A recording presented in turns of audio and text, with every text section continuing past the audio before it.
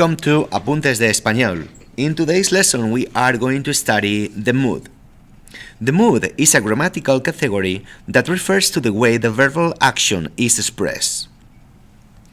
The mood indicates the speaker's attitude towards the verbal action and how the action relates to reality. The verbal mode is a way in which verbs can be expressed to show different attitudes of the speaker towards the action being discussed.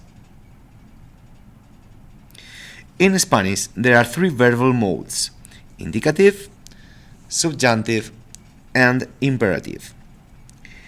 The indicative mood is used to talk about facts, actions, or states that are real. For example, when we say yo estudio español, I study Spanish, we are using the indicative mood to express a reality that is going to happen, a fact that is real and happening. The subjunctive mood is used to express hypothetical, desired, or possible actions that have not yet been realized.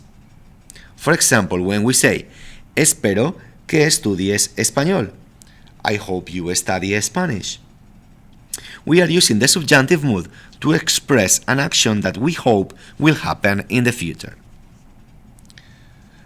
And the imperative mood is used to express orders, commands, advice, or suggestions. For example, when we say estudia español, study Spanish, we are using the imperative mode to give an order or suggestion to someone. Let's talk now about the differences between tense and mood. In Spanish, verb tense refers to the time when the verbal action occurs. It can be the present, past, or future, while verbal mode refers to the speaker's attitude towards the action. That can be indicative, subjunctive, or imperative. So imagine that you are at a party and someone asks you, "Do you want to dance with me?" Well, if you respond, "I will dance with you," you are talking about the time in the future when the action, dancing, will occur. So that makes reference to the tense when the action takes place in the future. I will dance with you. But if you say, "I hope we dance together," you are talking about your attitude or desire towards the action, dancing, and you are using the subjunctive mood for that. So tense makes reference to when, if you want to see it this way, and mood makes reference to how do I feel to what I'm saying.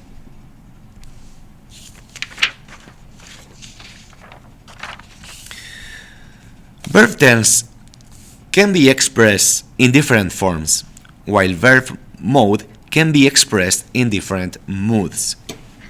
So imagine that you are at a restaurant and want to order a steak. If you tell the waiter, "I want a steak," you are using the present tense to express what you want in that moment. But if you say, "I will like for you to bring me a steak,"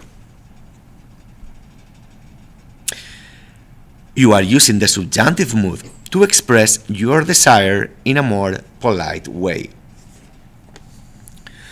Verb tense can be changed to express actions at different times, while verb mode can be changed to express different attitudes or moods.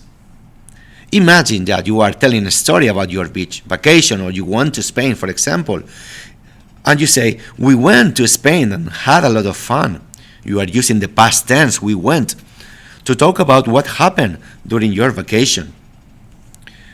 But if you say, "I wish I could go back to Spain and have that much fun again," you are using the subjunctive.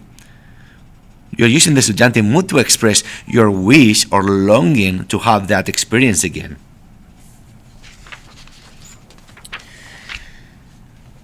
In the table below, we can see the tenses and how do they correspond with certain moods. So we have the present, the future, the present perfect, the future, the perfect future, the preterite tense, the imperfect tense, the conditional tense, the pluperfect, the perfect conditional, all of them being in the indicative mood.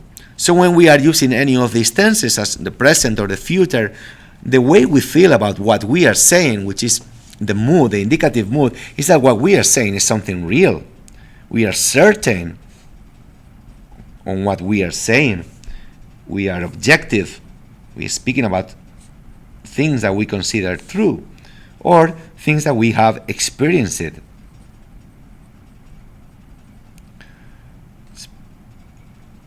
So moving on, when we study the subjunctive mood, and we are going to start with the present mood, the present tense in the subjunctive mood, sentences, for example, no creo que Luis venga, I don't think that Luis is going to come. In this sentence, venga is making reference about how do you feel. I feel like uncertain. This is uncertain to me. I'm not sure if he's going to come or not. Uncertain. Or is irreal. It is not experienced.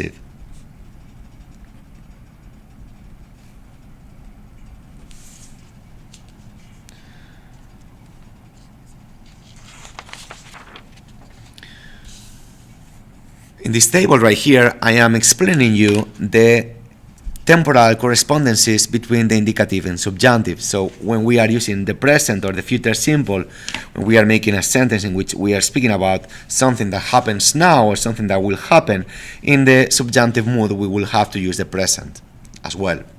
Okay? Or if we are making a sentence in which we are speaking about a moment in time in which,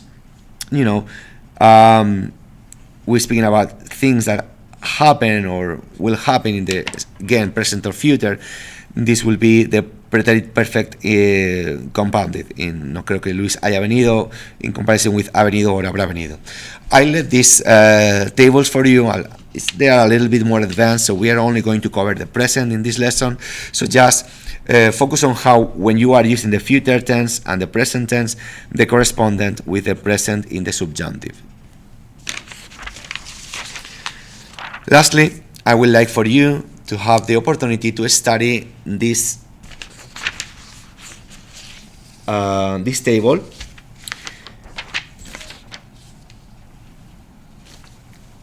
that makes reference to the semantic oppositions. So when we are using indicative, when we are using subjunctive. Okay, so we are using indicative when we are speaking about something that is certain, certeza, something that is real, reality, something that is objective, objetividad, objetivo, or something that is experienced.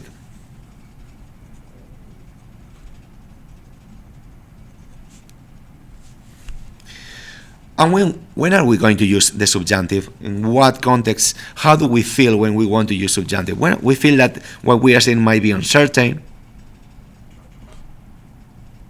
or is irreal, or belongs to the subjectivity,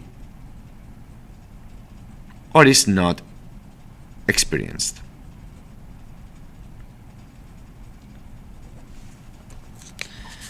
So when you study this table, you have an exercise below that you can do just to check your work. I'm going to ask you to stop the video if you want some time to do it after you study it, and here you have the answers for it, okay? Sorry. Okay, so I hope with this lesson you are getting familiar with the concept of mood, how is that different from a tense, and you are ready to start the subjunctive lesson, okay? All right, thanks for watching. See you in the next video.